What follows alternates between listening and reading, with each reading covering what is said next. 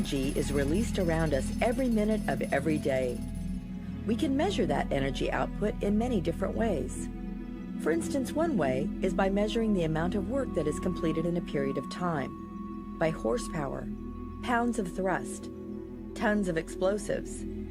Astronomers could measure the energy output of stars in watts, but the numbers quickly become so large they would be incomprehensible. The sun, for example, puts out an incredible 10 to the 26 watts of power, trillions of times the total energy needs of our entire planet. Astronomers use the energy output of our sun as a standard unit for the energy output of all astronomical objects. This unit is referred to as a solar luminosity. The sun, of course, has one solar luminosity, while a particularly hot and massive star might have as much as 10 million solar luminosities. The Milky Way galaxy, comprised of hundreds of billions of stars, has a luminosity of 10 billion suns. And yet this energy output is minuscule compared to that of some exotic galaxies in the universe. When you look at a spiral galaxy like Andromeda Galaxy or our own Milky Way, the disk of the galaxy and the core of the galaxy are roughly the same brightness. When you take a picture of these things, you can see both at the same time. But it turns out there's a kind of galaxy where it's much more difficult to see that. The nucleus of the galaxy, the very center of the galaxy, is much, much brighter than average. When you take a picture of these galaxies, the nucleus can actually totally overwhelm the rest of the galaxy. And what you're really seeing is that most of the energy of this galaxy seems to be coming from a very small region in the center. These are called active galaxies. We see quite a few of these, and the more you study them, the weirder they get. The spectra are different. You can see that what's going on in the center is different than what's going on in the center of normal galaxies. They're putting out a lot more high-energy radiation. You might see some ultraviolet and some X-rays from the center of the Milky Way, for example. But when you look at one of these active galaxies and you look at the center, you're seeing tons of ultraviolet, tons of X-rays. From some of them, you even see gamma rays, the highest energy form of light, that you really don't see very much of at all coming from normal galaxies. So obviously there is some different physical process going on in the centers of these galaxies. Astronomers refer to these huge energy sources as active galactic nuclei, or AGN. So an active galactic nucleus basically is the central region of a galaxy, and it's really defined as being a very bright center, a very active center. There's a lot of energy coming out of this very compact region in the center of the galaxy. Recent advances in telescopes and detectors that operate in multiple wavelengths have refined astronomers' understanding of these AGN. But astronomers of the early and mid-1900s did not have the advantages that modern instrumentation provides, and were faced with a puzzle that involved several seemingly unrelated and bizarre objects.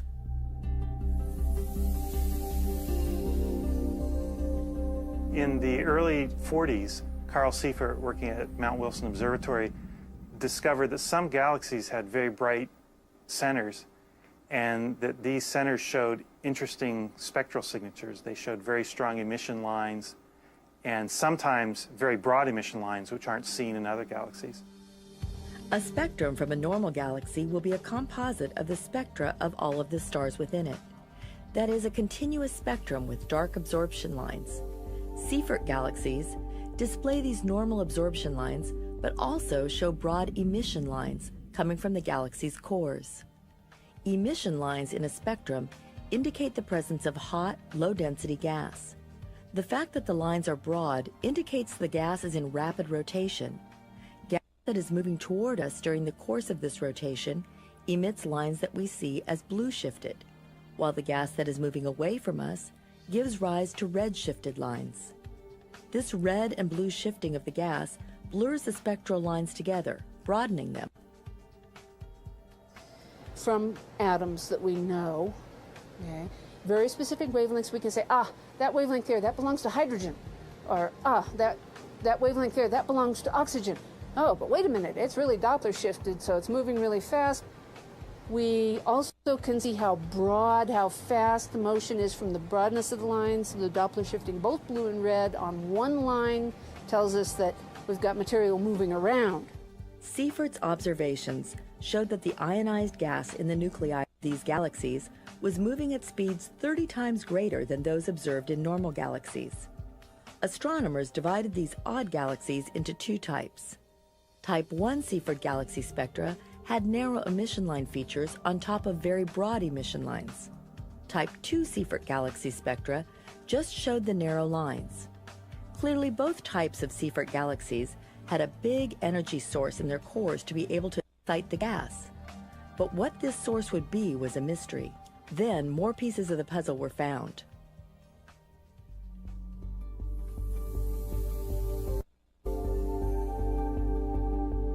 In the 1950s, radio astronomers doing maps of the sky found a class of objects. They weren't sure exactly what they were at first, but often they appeared to be doubles, as if they came in pairs. Not always. Some of them were single.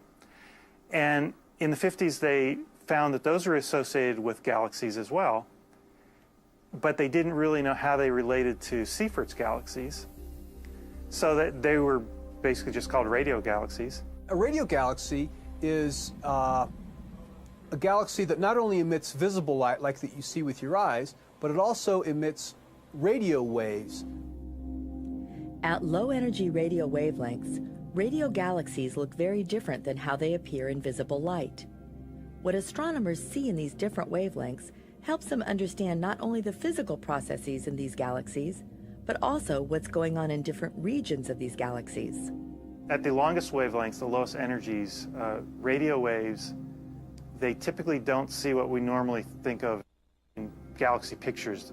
They don't see the starlight, and they don't see a lot of what we normally associate with pictures of the Milky Way or the Andromeda Galaxy. What they see instead typically are these big radio lobes that are outside the boundaries of these galaxies. Sometimes by themselves, but more often in pairs, these lobes were found to be associated with galaxies containing active galactic nuclei. Galaxies with this property are often referred to as double-lobed radio sources. And the way that they're formed is that particles get accelerated to very close to the speed of light, 99% or 99.99% of the speed of light. And they get shot out typically in two beams on either side of the galaxy. And eventually these beams kind of fall apart, or they hit something well outside the galaxy, and then they form these big diffuse lobes of radio energy. But what was accelerating the particles to almost the speed of light? Were these radio galaxies related in any way to Seifert galaxies? The mystery would grow in the 1960s when even more puzzling objects were discovered.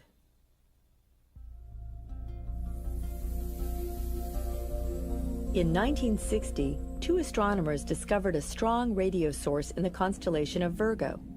They compared the position of their source to objects in a map of the sky at visible wavelengths and only found a faint blue star. When a spectrum of this object was taken, there were emission lines, but at wavelengths where no lines had ever been seen before.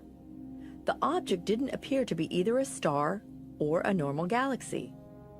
The breakthrough came when Dutch astronomer Martin Schmidt realized the lines were normal hydrogen lines, but hugely redshifted.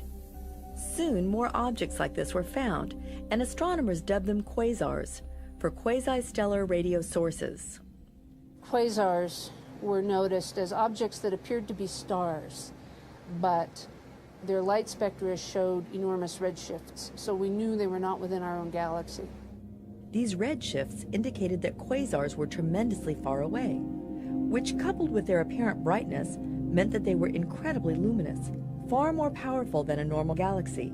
This stunned astronomers. Maybe the redshift is wrong, maybe it's in our galaxy, maybe it's not. Well, eventually, people came to pretty much agree that all these objects are outside our own galaxy, very, very far away. The redshifts that we see are truly cosmological, truly large distances. The next clue was found when astronomers studied how quasar light changed over time. They found that quasars display rapid fluctuations in their luminosity, sometimes changing by in just a few days. This indicates that the source of a quasar's energy is not more than a few light days across. incredibly tiny compared to the size of a galaxy. But what could drive the release of energy tens to thousands greater than a normal galaxy while occupying a volume of space smaller than our solar system?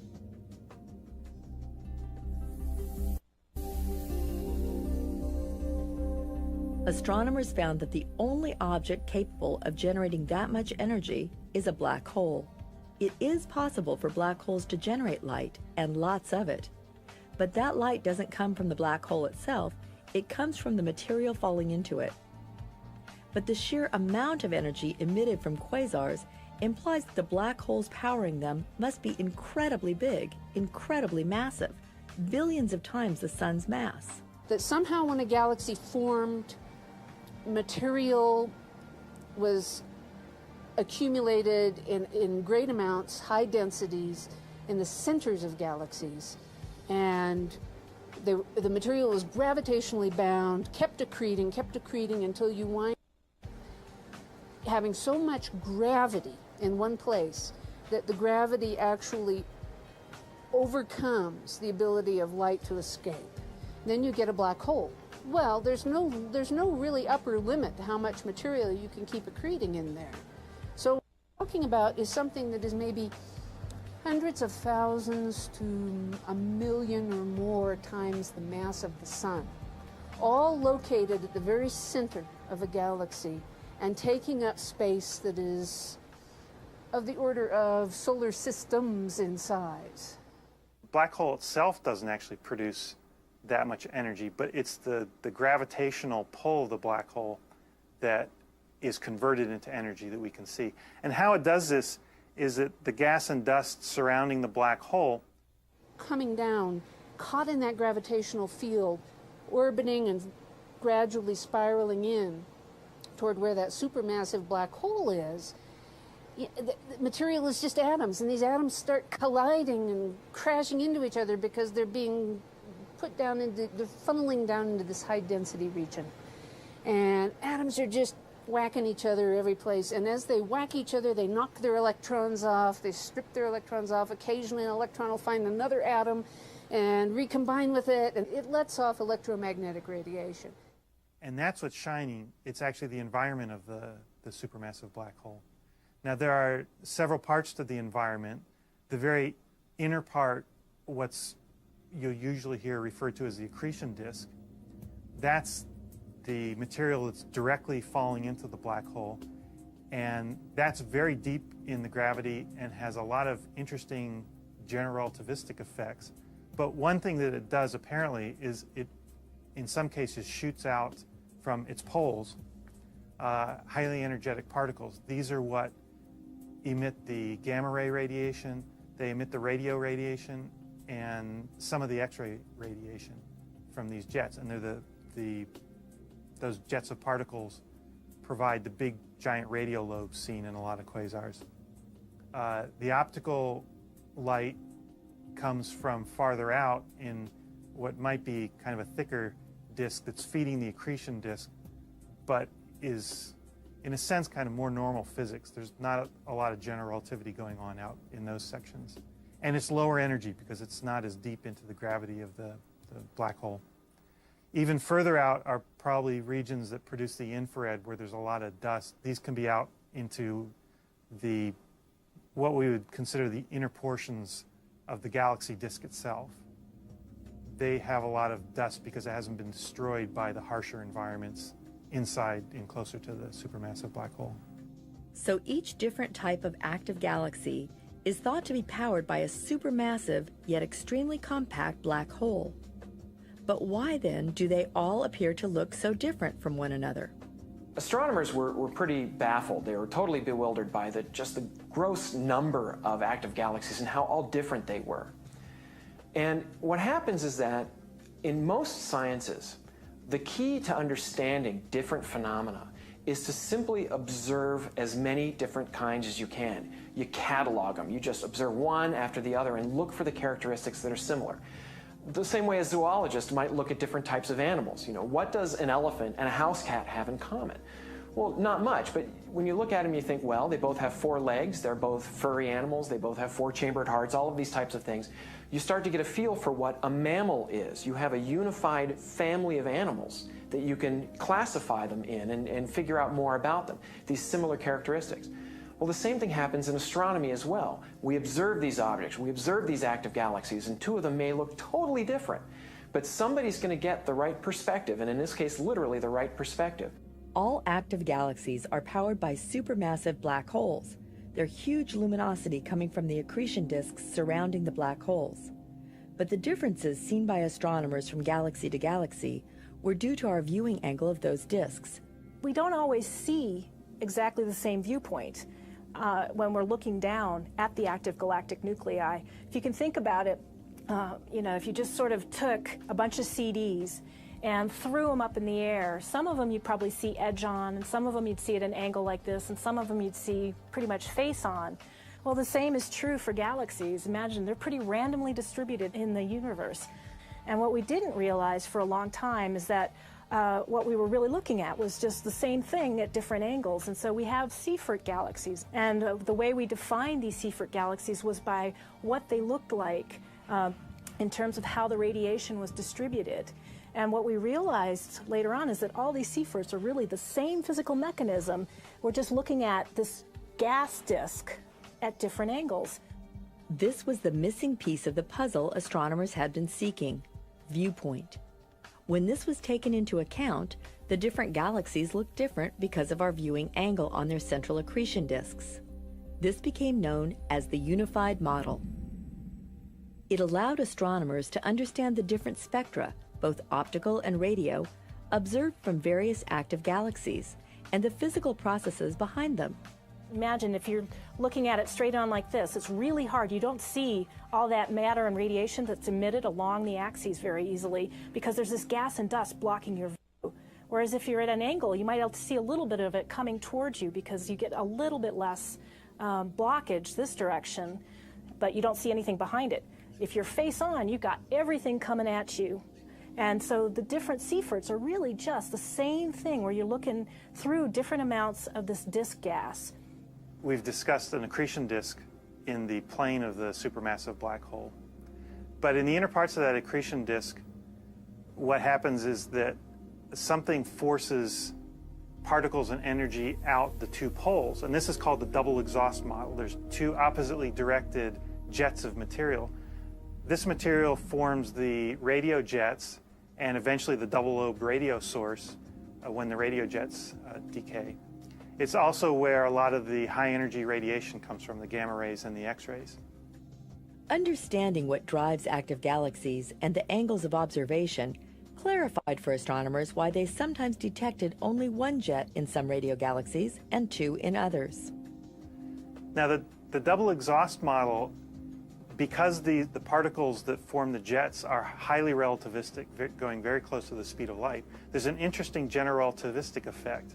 If you're viewing the object from the side, so that the double exhaust is coming out to either side, you basically don't see the jets at all. You just see the double lobes.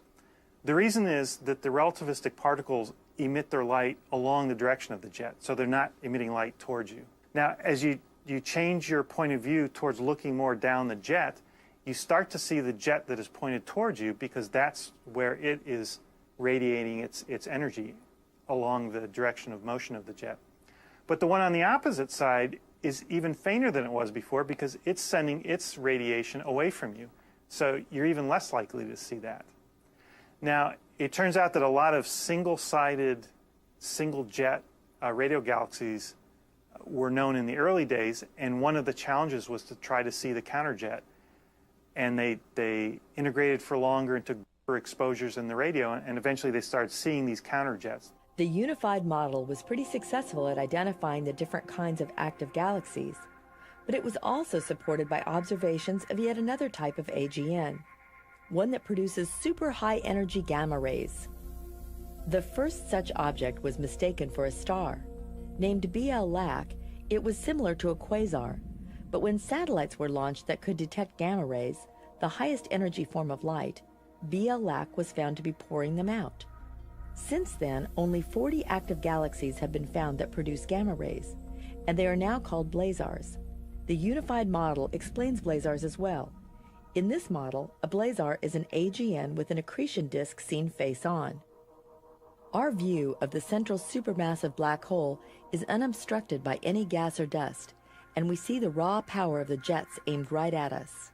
If the disk is tipped even a small bit, the gamma rays are aimed away from us, and we don't see them. This not only explains why we see blazars, but why we don't see very many as well. The unified model goes a long way toward our understanding active galaxies. The single phenomenon of a supermassive black hole can explain the many properties of Seyferts, quasars, blazars, and radio galaxies. But there are still many more questions for astronomers to ponder. And perhaps, most interesting of all, why do we seem to see more active galaxies in the past?